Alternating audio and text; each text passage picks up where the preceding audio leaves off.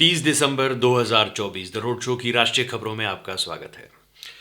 प्रधानमंत्री नरेंद्र मोदी ने वर्ष 2024 के अपने अंतिम मन की बात कार्यक्रम में भारतीय सिनेमा के 4 दिग्गजों राज कपूर, मोहम्मद रफ़ी, नागेश्वर राव और तपन सिन्हा को उनके जन्म शताब्दी वर्ष पर याद किया। पीएम मोदी ने अपने मासिक रेडियो कार्यक्रम में कहा, वर्ष 2024 में हम फिल्म जगत की कई महान हस्तियों की 100वीं जयंती मना रहे हैं। इन विभूतियों ने भारतीय सिनेमा को विश्व स्तर पर पहचान दिलाई। हमारे पूरे फिल्म जगत के लिए इन हस्तियों का जीवन प्रेरणा जैसा है।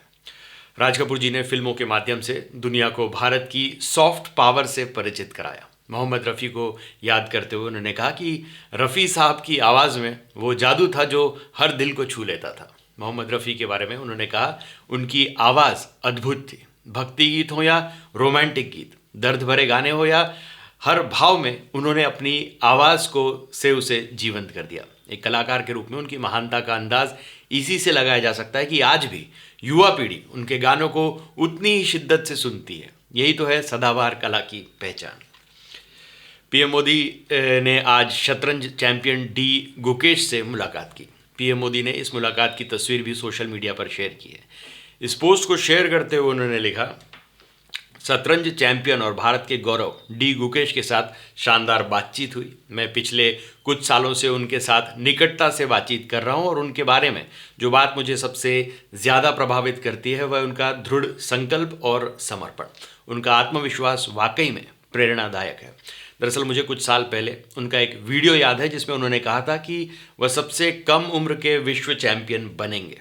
यह भविष्यवाणी जो अब उनके अपने प्रयासों की बदौलत सच साबित हुई है। पूर्व प्रधानमंत्री मनमोहन सिंह के निधन के बाद अब उन्हें सुपुर्द खाक किए जाने के कुछ घंटे पहले उनके स्मारक को लेकर विवाद खड़ा हो गया है। इस बीच भाजपा और कांग्रेस आमने सामने आ चुकी है। कांग्रेस सांसद प्रियंका गांधी ने सोशल मीडिया साइट एक्स पर बयान देते हुए केंद्र की मोदी सरकार पर निशाना साधा है। उन्होंने एक्स पर लिखा, पूर्व प्रधानमंत्री डॉक्टर मनमोहन सिंह जी के अंतिम संस्कार के लिए यथोचित स्थान न उपलब्ध कराकर सरकार ने पूर्व प्रधानमंत्री के पद की गरिमा, मनमोहन सिंह जी की शख्सियत, उनकी विरासत और खुददार सिख समुदाय के साथ न्याय नहीं किया है।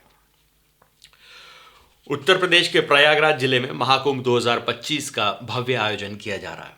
इस बीच सीएम योगी आदित्यनाथ आज महाकुंभ मेले का निमंत्रण देने के लिए दिल्ली पहुंचे। इस दौरान उन्होंने भाजपा के राष्ट्रीय अध्यक्ष जेपी नड्डा और केंद्रीय गृह मंत्री अमित शाह से मुलाकात की और उन्हें कुंभ मेले में आने का निमंत्रण दिया। गृह मंत्री कार्यालय ने इस मुलाकात की तस्वीरों को शेयर करते हुए लिखा, उत्तर प्रदेश के मुख्यमंत्री योगी आदित्यनाथ ने केंद्रीय गृह एवं सहकारिता मंत्री अमित शाह से भेंट की। इसके अलावा सीएम योगी ने पूर्व राष्ट्रपति रामनाथ कोविंद से मुलाकात की और मिजोरम के नवनियुक्त राज्यपाल जनरल डॉक्टर विजय कुमार सिंह से भी मुलाकात की। आम आदमी पार्टी के राष्ट्रीय संयोजक व पूर्व सीएम अरविंद केजरीवाल ने बीजेपी पर एक बड़ा आरोप लगाया है। अरविंद केजरीवाल ने कहा कि नई दिल्ली विधानसभा सीट में चुनाव जीतने के लिए बीजेपी लोगों के वोट कटवा रही है। अरविंद केजरीवाल ने कहा कि बीजेपी चुनाव से डरी हुई है, इसलिए वह ऐसे काम कर रही है। अरविंद केजरीवाल ने कहा कि दिल्ली में बीजेपी हार मान चुकी है। ना उनके पास सीएम फेस है, ना कैंडिडेट है, ना ही उनके पास कोई विजन है। बीजेपी किसी भी तरह से चुनाव जीतना चाहती है। रक्षा मंत्री राजनाथ सिंह ने रविवार को मध्य प्रदेश के इंदौर जिले में स्थित महू छावनी में सैन्य कर्मियों को संबोधित करते हुए उनके आंतरिक और बाहरी दुश्मनों पर पैनी नजर रखने की अपील की।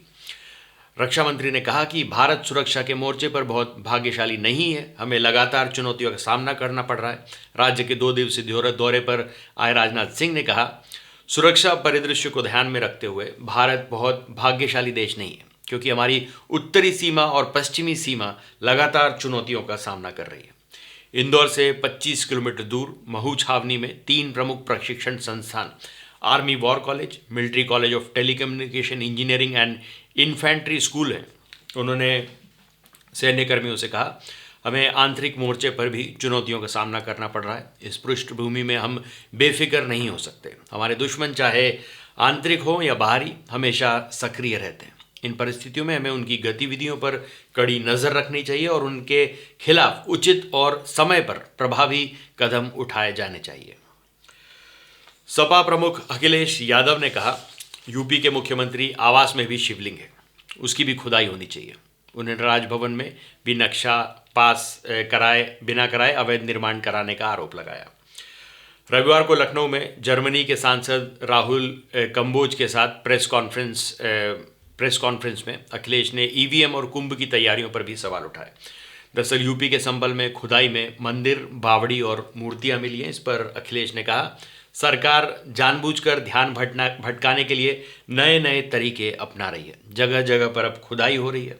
अखिलेश ने सीएम योगी द्वारा अमित शाह, जेपी नड्डा और राजनाथ सिंह को महाकुंभ में आने के न्योता देने पर कहा, कुंभ में लोग खुद आते हैं, निमंत्रण नहीं दिया जाता। उनके हाथ में विकास की नहीं, विनाशकारी रेखा है।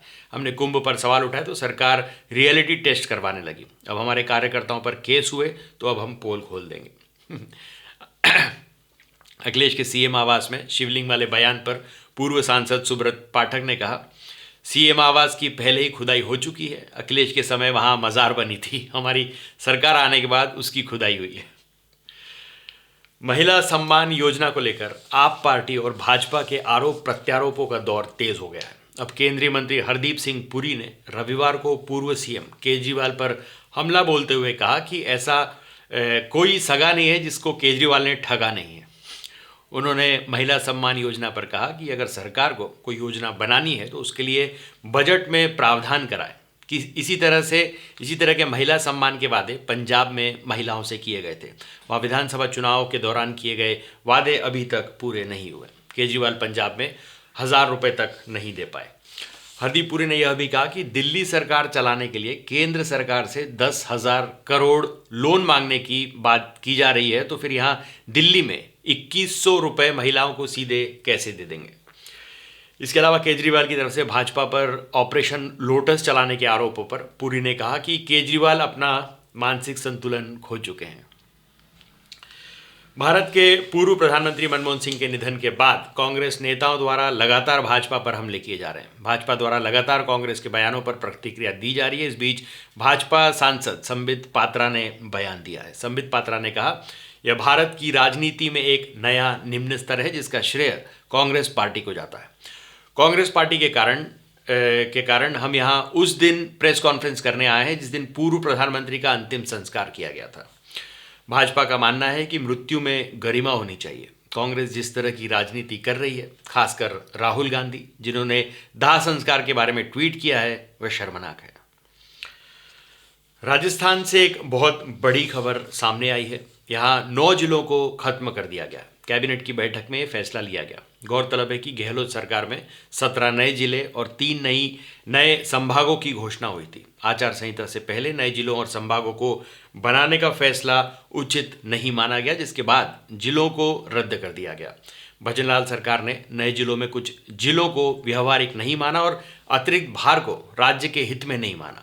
यानी 17 नए जिलों में केवल 8 जिले यथावत रहेंगे और 9 जिलों को खत्म कर दिया जाएगा।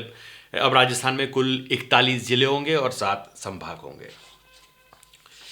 पीएम के संस्थापक डॉक्टर एस रामदास और उनके बेटे अंबुमणि रामदास के बीच आज मंच पर ही विवाद देखने को मिला। दरअसल शनिवार को तमिलनाडु के विझीपुरम में पार्टी की जनरल काउंसिल की बैठक में पिता पुत्र के बीच मतभेद सार्वजनिक रूप से देखने को मिला। दरअसल यह विवाद तब शुरू हुआ जब रामदास ने पार्टी की युवा शाखा के अध्यक्ष पद के लिए अपने पोते पी मुकुंदन के नाम की घोषणा की। तो अंबुमणि ने इस पर आपत्ति जताते हुए मंच से कहा कि वह 4 महीने पहले ही पार्टी में शामिल हुए। इसके जवाब में रामदास ने कहा कि उन्होंने ही वन्नियार संगम और पार्टी की शुरुआत की थी और जो लोग पीएमके में बने रहने की जिनको रुचि नहीं है वो पार्टी छोड़ने के लिए स्वतंत्र हैं।